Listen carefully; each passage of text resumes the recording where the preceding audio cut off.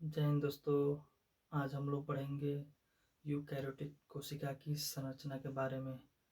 पिछली वीडियो में हम लोगों ने पढ़ा था कि यूकैरियोटिक जो कोशिका होती है मुख्यतः दो प्रकार की होती है, जिसमें पहली कोशिका को हम लोग प्लांट सेल और दूसरी कोशिका को हम लोग एनिमल सेल कहते हैं। तो यूकैरियोटिक कोशिका में हम लोग प्लांट सेल और एनिमल सेल के बीच में मुख्य अंतरों के बारे में जाना था। आज हम लोग उसकी संरचना के बारे में जानेंगे कि प्लांट सेल अर्थात पादप कोशिका कैसी दिखाई देती है और एनिमल सेल जो जंतु कोशिका होती है वो कैसी दिखाई देती है, और दोनों में वेरिएशन क्या है, विभिन्नताएं क्या है, अंतर क्या है। तो आइए पहले हम लोग उनके डायग्रामों के बारे में थोड़ा सा चर्चा करते हैं। ठीक है, तो यहाँ पे हम लोग देख रहे हैं कि एक प्लांट सेल और एनिमल सेल यानी कि पादप कोशिका और जंतु कोशिका दोनों का डायग्राम बिल्कुल बना दिया गया है। इसमें ये जो दोनों डायग्राम है यह इलेक्ट्रॉन सूक्ष्मदर्शी की मदद से बनाया गया है, क्योंकि कोशिका इतनी सूक्ष्म होती है कि उसे हम लोग अपनी नग्न आंखों से नहीं देख सकते, स्पष्टीकरण नहीं कर सकते। तो उसका पूर्ण रूप से स्पष्टीकरण करने के लिए हमें इलेक्ट्रॉन माइक्रोस्कोप की सहायता लेना पड़ता है। और ये जो डायग्राम हम लोग बनाए हैं यह इलेक्ट्रॉन माइक्रोस्कोपिक संरचना है। ठीक है, जिसमें हम लोग देख रहे हैं कि एक तरफ प्लांट सेल बनाई गई है और दूसरी तरफ एनिमल सेल। तो प्लांट सेल अधिकतर आपको प्लांट्स में देखने को मिलेगी। ठीक है, प्लांट सेल केवल किस में पाई जाती है, प्लांट्स के अंतर्गत पाई जाती है। और जो एनिमल सेल होती है, जंतु कोशिका होती है, वो जीव जंतुओं के अंतर्गत पाई जाती है। ठीक है, अब इसमें हम लोग देखते हैं कि इनके बीच में कौन कौन से अंतर होता है। ठीक, तो इसमें देखिए ये जो प्लांट सेल होती है, प्लांट सेल के अंतर्गत आपको ये जो इंटरनल लेयर दिखाई दे रही है, जो सबसे आंतरिक लेयर दिखाई दे रही है, इसे हम लोग कोशिका कला कहते हैं। ठीक है, तो कोशिका कला आपको पादप कोशिका में और जंतु कोशिका में दोनों में आपको कोशिका कला दिखाई दे रही है। ठीक है, और कोशिका कला हम जानते हैं कि कोशिका कला एक ऐसी कला, ऐसी मेम्ब्रेन होती है जिसका प्रकृति अर्धपारगम्य होता है, अर्थात यह आवश्यक पदार्थों को कोशिका के अंदर यानी कि जीव द्रव्य में भेजने का कार्य करती है, और अनावश्यक पदार्थों को कोशिका से बाहर यानी कि इसका कार्य जो है एक जस्ट गेट कीपर की तरह होता है, दरवान की तरह होता है। इसलिए इसे हम लोग कोशिका रूपी कारखाने का गेट कीपर भी कहते हैं। ठीक है, तो कोशिका कला में आपको देखने को मिला कि कोशिका कला जो होती है यह पादप कोशिका और जंतु कोशिका दोनों में पाई जाती है। नेक्स्ट जो है राइबोसोम, आपको राइबोसोम दिखाई दे रहा होगा, ये राइबोसोम है। ठीक है, राइबोसोम तो जंतु कोशिका और पादप कोशिका दोनों के बीच में राइबोसोम पाए जाते हैं। और दोनों में राइबोसोम किस प्रकार के हैं, दोनों के अंतर्गत राइबोसोम जो होते हैं एटीएस टाइप्स के होते हैं, एटीएस प्रकार के होते हैं। और राइबोसोम अपने कार्य के आधार पर आपको पता है कि यह इस प्लांट सेल में और एनिमल सेल में दोनों में समान है। और राइबोसोम का कार्य हम बताए थे आपको कि राइबोसोम का कार्य जो होता है यह कोशिका के अंतर्गत प्रोटीन बनाने का कार्य करता है, यानी कि यह प्रोटीन संश्लेषण करता है। इसलिए राइबोसोम को कोशिका रूपी कारखाने का प्रोटीन फैक्ट्री भी कहते हैं। तो जनरली राइबोसोम का कार्य आप लोग को समझ में आ गया होगा कि राइबोसोम का जो कार्य होता है उसका कार्य जो है प्रोटीन संश्लेषण करना, इसलिए इसे हम कोशिका रूपी कारखाने का प्रोटीन फैक्ट्री भी कहते हैं। ठीक है, तो राइबोसोम एटीएस प्रकार का पाया जाता है। नेक्स्ट जो है हम देख रहे हैं गाल्जिकाय, आपको गाल्जिकाय दिखाई दे रहा होगा। गाल्जिकाय भी पादप कोशिका और जंतु कोशिका दोनों के मध्य में यानी कि दोनों के जीव द्रव्य में पाया जाता है। और गाल्जिकाय जो है जनरली यह पतली पतली नलियों का समूह होता है जिसे हम लोग सिस्टर्नी कहते हैं। और गाल्जी काय के अंतर्गत जो है कुछ आवश्यक पदार्थ भरे होते हैं। ठीक है, तो गाल्जी काय जनरली दोनों कोशिकाओं में यानी कि पादप कोशिका और जंतु कोशिका दोनों के अंतर्गत पाया जाता है। नेक्स्ट जो है माइटोकॉन्ड्रिया। आपको माइटोकॉन्ड्रिया देखने को मिल रहा होगा, ये प्लांट सेल के अंतर्गत भी है और एनिमल सेल के अंतर्गत भी है। तो माइटोकॉन्ड्रिया का कार्य जो होता है, यह कोशिका के अंतर्गत ऑक्सीजन की उपस्थिति में पोषक पदार्थों को तोड़कर ऊर्जा का निर्माण करता है। और वह ऊर्जा किस रूप में संचित रहती है? एटीपी के रूप में, यानी कि किस रूप में?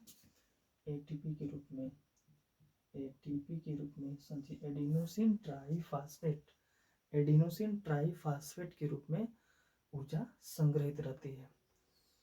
और आपको पता है कि माइटोकॉन्ड्रिया जो है यह कोशिका रूपी कारखाने का पावर हाउस होता है, यानी कि विद्युत गृह होता है। तो माइटोकॉन्ड्रिया को हम लोग कोशिका रूपी कारखाने का पावर हाउस क्यों कहेंगे? क्योंकि माइटोकॉन्ड्रिया एक ऐसा कोशिकांग होता है जो कोशिका के अंतर्गत पोषक पदार्थों को तोड़कर, किसकी उपस्थिति में? ऑक्सीजन की उपस्थिति में पोषक पदार्थों को तोड़कर ऊर्जा का निर्माण करता है। और वह ऊर्जा किस रूप में संचित रहती है? एटीपी के रूप में। इसलिए हम लोग माइटोकॉन्ड्रिया को पावर हाउस कहते हैं, विद्युत गृह कहते हैं। नेक्स्ट जो है जीवद्रव, जीवद्रव जिसे हम लोग प्रोटोप्लाज्म कहते हैं। और हमें पता है कि जीवद्रव्य जो होता है, चाहे वो कोशिका प्रोकैरियोटिक हो चाहे यूकैरियोटिक हो, किसी भी प्रकार की कोशिकाओं में उसका अपना जीवद्रव्य पाया जाता है। और जीवद्रव्य होता क्या है? जीवद्रव्य एक ऐसा जेली सब्सटेंसेज, ऐसा जेली पदार्थ होता है, ऐसा चिपचिपा पदार्थ होता है जो कई प्रकार के कार्बनिक व अकार्बनिक पदार्थों से मिलकर बना होता है। और बिना जीवद्रव्य के कोशिका का जीवित रहना असंभव है। इसलिए हक्सले नामक वैज्ञानिक ने जीवद्रव्य के बारे में बताया था कि जीवद्रव्य जो होता है ना, वो किसी भी कोशिका के जीवन का भौतिक आधार होता है। और इसके पहले वीडियो में हम लोग ने जीवद्रव्य के बारे में अच्छी तरीके से डिस्कस किया था कि जीवद्रव्य जो होता है ना, वो मुख्यतः दो भागों में बटा होता है, एक कोशिका द्रव्य और दूसरा केंद्रक द्रव्य। तो कोशिका द्रव्य हम बताए थे आप लोग को कि कोशिका द्रव्य का भी एक अपना निश्चित स्थान है, कहाँ से कहाँ तक?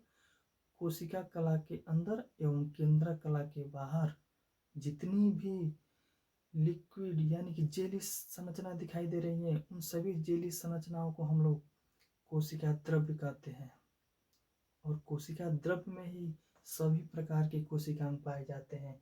आपको जितने भी कोशिकांग दिखाई दे रहे हैं वो अधिकतर सभी कोशिकांग किसके अंतर्गत व्यवस्थित हैं? कोशिका द्रव्य में। दूसरा केंद्रक द्रव्य, केंद्रक द्रव्य हम बताए थे कि केंद्रक द्रव्य जो होता है वो केंद्रक कला के अंदर, जैसे आपको दिख रहा होगा, केंद्रक कला के अंदर जो भी तरल पदार्थ उसके अंतर्गत यानी जो भी जेली पदार्थ भरा होता है उसे हम लोग केंद्रक द्रव्य कहते हैं। तो इस प्रकार देखा जाए तो जो जीव द्रव्य होता है वो मुख्यतः कितने भागों में बटा होता है? दो भागों में। और बिना जीव द्रव्य के कोशिका का जीवित रहना क्या है? असंभव है। नेक्स्ट हम लोग बात करेंगे केंद्रक कला। ठीक है, केंद्रक कला क्या होती है? तो आपको इसमें केंद्रक दिखाई दे रहा होगा, एक गोलाकार जो संरचना दिख रही है, इसे हम लोग केंद्रक कला कहते हैं। ये जो गोलाकार दिख रही है ना, ये गोलाकार संरचना वास्तव में केंद्रक होता है। और जिस कला से, जिस झिल्ली से वो ढका रहता है चारों तरफ से, उसे ही हम लोग केंद्रक कला कहते हैं। ठीक है, जिस झिल्ली से वो चारों तरफ से ढका हुआ है उसे ही केंद्रक कला कहते हैं। यानी कि केंद्रक कला एक प्रकार का अर्धपारगम्य आवरण ही होती है, कोशिका कला के समान ही।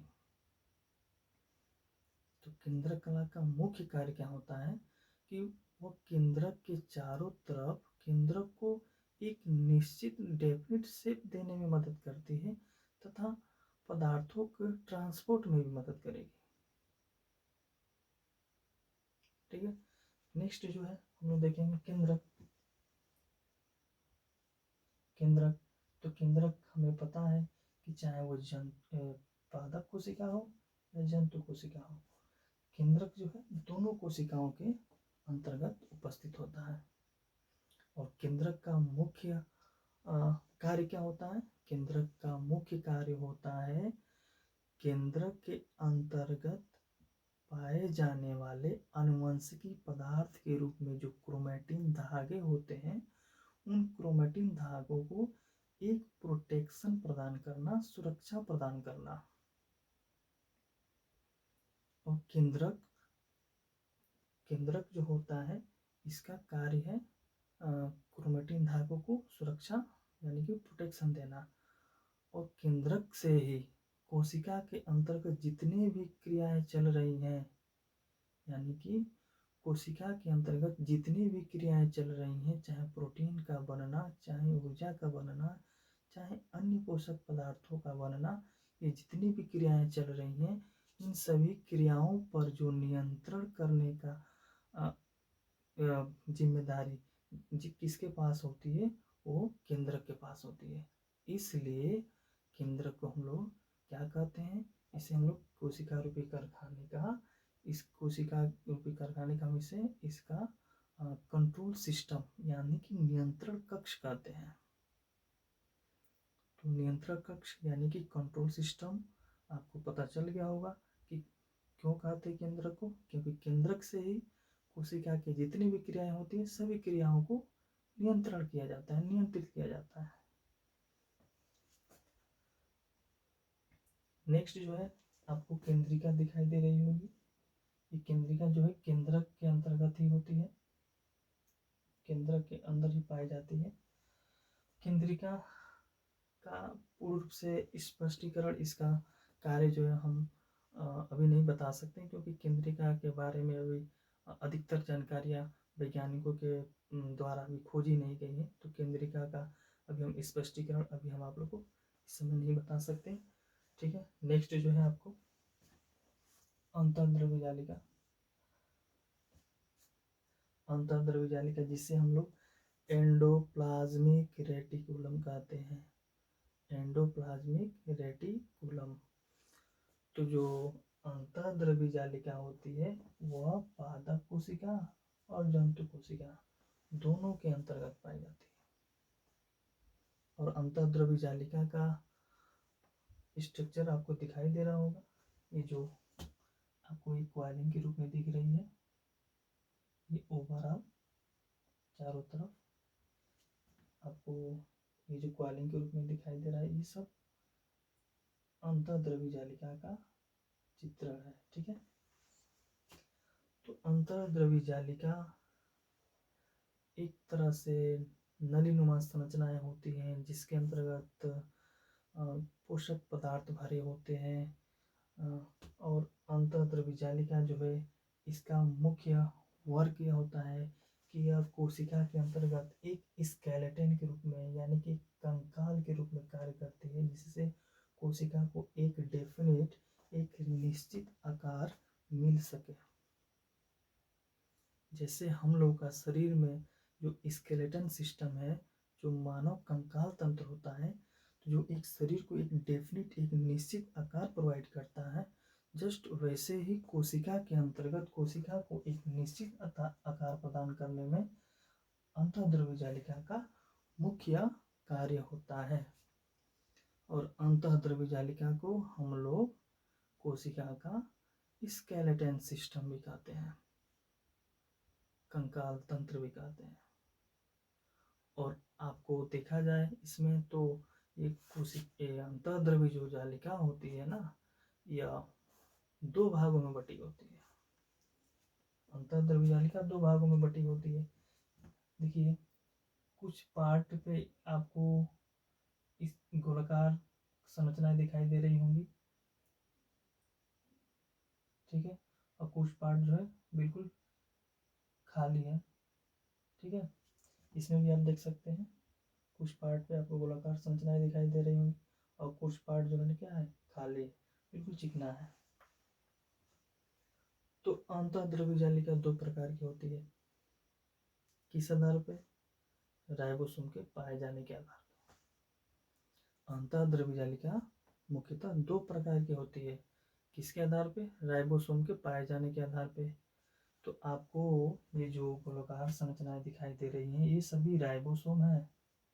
ठीक है, ये सब राइबोसोम जाकर उस पर चिपक जाते हैं।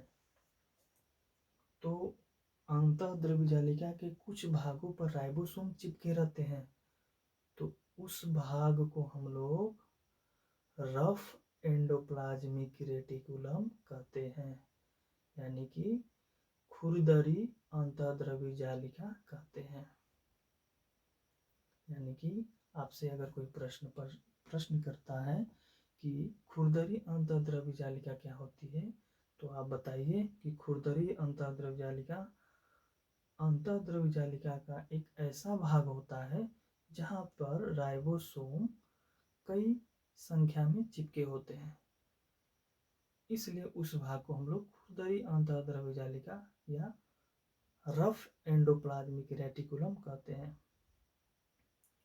और उसके अंतर्गत आपको कुछ भाग आपको चिकना दिखाई दे रहा होगा, यानी कि जिसपे राइबोसोम क्या है, अनुपस्थित है, उस पे राइबोसोम नहीं पाए जा रहे। तो जिस भाग पे राइबोसोम नहीं पाए जाते हैं ना, उस भाग को हम लोग स्मूथ एंडोप्लाज्मिक रेटिकुलम कहते हैं। स्मूथ एंडोप्लाज्मिक रेटिकुलम कहते हैं, यानी कि चिकनी अंतःद्रव्य जालिका। तो इस प्रकार आप लोगों को अंतःद्रव्य जालिका में भी दो भाग स्पष्टीकरण हो गया होगा। ठीक है, तो नेक्स्ट हम लोग देखते हैं। हम जितने भी आपको ये कोशिकांग के बारे में बता रहे हैं, जितने भी संरचनाओं के बारे में बता रहे हैं आप लोग को, इन सारी संरचनाओं को हम लोग डिटेल्स में पढ़ेंगे। अभी हम आप लोग को शॉर्ट में बता रहे हैं। इन सारी संरचनाओं को हम आपको अलग अलग वीडियो के अंतर्गत एक डिटेल्स के अंतर्गत बताएंगे। इनका संरचना कैसा होता है, वास्तव में इनका कार्य क्या होता है कोशिका के अंतर्गत। जितने भी कोशिकांग हम लोग पढ़ रहे हैं ना, उन सभी कोशिकांगों के बारे में हम लोग अलग से इनके ऊपर वीडियो बनाएंगे और अलग से इनके बारे में अध्ययन करेंगे। ठीक है, अभी तो हम आप लोग को संक्षेप में बता रहे हैं कि वास्तव में इनका कोशिका के अंतर्गत क्या कार्य होता है। नेक्स्ट आपको देखने को मिलेगा आपको हरित लवक। तो आप समझ गए होंगे कि हरित लवक केवल किसमें पाया जाता है, पादप कोशिका में, यानी कि केवल प्लांट सेल में आपको हरित लवक दिखाई देगा। एनिमल सेल में क्या है, हरित लवक अनुपस्थित होता है, क्योंकि हमें पता है कि प्लांट सेल यानी कि जो पौधे होते हैं वो हरित लवक का ही प्रयोग किसमें करते हैं, फोटोसिंथेटिक प्रोसेस यानी कि प्रकाश संश्लेषण की क्रिया में प्रयोग करके भोजन बनाने का कार्य करते हैं। और जो हरित लवक होता है प्लांट सेल के अंतर्गत ना, ये हरित लवक जो है ना, यह प्रकाश को एब्जॉर्ब करके उनको क्या करता है, केमिकल एनर्जी के रूप में कन्वर्ट करके उसे बाद में स्टार्च के रूप में कन्वर्ट करता है। ये प्रोसेस बहुत थोड़ा सा जटिल है, हम कभी इस पर डिस्कस करेंगे, अलग से हरित लवक के ऊपर वीडियो बनाएंगे जिसमें हम आपको कंप्लीट ये बताएंगे कि हरित लवक जो होता है वो कैसे स्टार्च का संश्लेषण करता है। तो हरित लवक बस इतना समझ लीजिए कि हरित लवक जो होता है ना, यह केवल पादप कोशिकाओं में पाया जाता है। इसका कार्य होता है प्रकाश संश्लेषण की क्रिया में भाग लेकर भोजन का निर्माण करना। इसलिए इसे कोशिका रूपी कारखाने का रसोई घर कहते हैं। कोशिका रूपी कारखाने का रसोई घर। तो रसोई घर आप समझ गए होंगे कि हरित लवक को रसोई घर यानी कि किचन क्यों कहते हैं, क्योंकि यह पादप कोशिका में भोजन का निर्माण करता है। नेक्स्ट आपको रसधानी, ये रसधानी भी जो है ना, यह अधिकतर आपको पादप कोशिका में ही देखने को मिलेगी। जंतु कोशिका में बहुत छोटी छोटी होती है। रसधानी कोई ज़्यादा जटिल संरचना नहीं होता है, यह केवल एक मेम्ब्रेन की बनी होती है और इसका कोई शेप नहीं होता, इरेगुलर शेप में रहती है। इसके अंतर्गत जो है अधिकतर मात्रा में जो है ना साइटोप्लाज्म के कुछ पार्ट उसमें भरे रहते हैं। इसका कार्य होता है, रसधानी का कार्य जो होता है ना, यह कोशिका के अंतर्गत जल का संतुलन बनाए रखती है। यानी कि जल का संतुलन बनाना, यानी कि ऑस्मो रेगुलेशन की प्रक्रिया में भाग लेती है। कौन? रसधानी। यानी कि जब कभी भी जीव द्रव्य में जल की कमी होती है तो उस समय ये रसधानी अपने से जल को संचित करके जो बाहर निकाल देती है, और जब जल की अधिकता होती है ना तो उसे अपने अंदर संचित कर लेती है। यानी कि यह कोशिका के अंतर्गत जल के संतुलन को बनाने में मुख्य भूमिका निभाती है रसधानी। ठीक है, इसे हम लोग रिक्तिका भी कहते हैं। तो आई होप आप लोगों को कुछ बातें मेरी समझ में आ रही होंगी। और नेक्स्ट हम आप लोग को बताने जा रहे हैं, इसमें आपको एक स्ट्रक्चर छूट गया है, जिसे हम ये देखिए, इसे हम लोग क्रोमैटिन धागे कहते हैं। यहाँ पे नोटेट कर लेते हैं। ये केंद्रक के अंतर्गत जो होता है,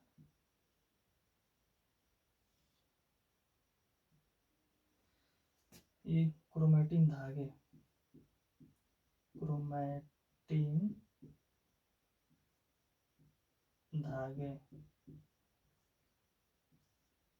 सॉरी फॉर डैट, ये छूट गया था क्रोमैटिन धागे पर। आइए इसको हम लोग थोड़ा सा इसके ऊपर डिस्कस कर लेते हैं।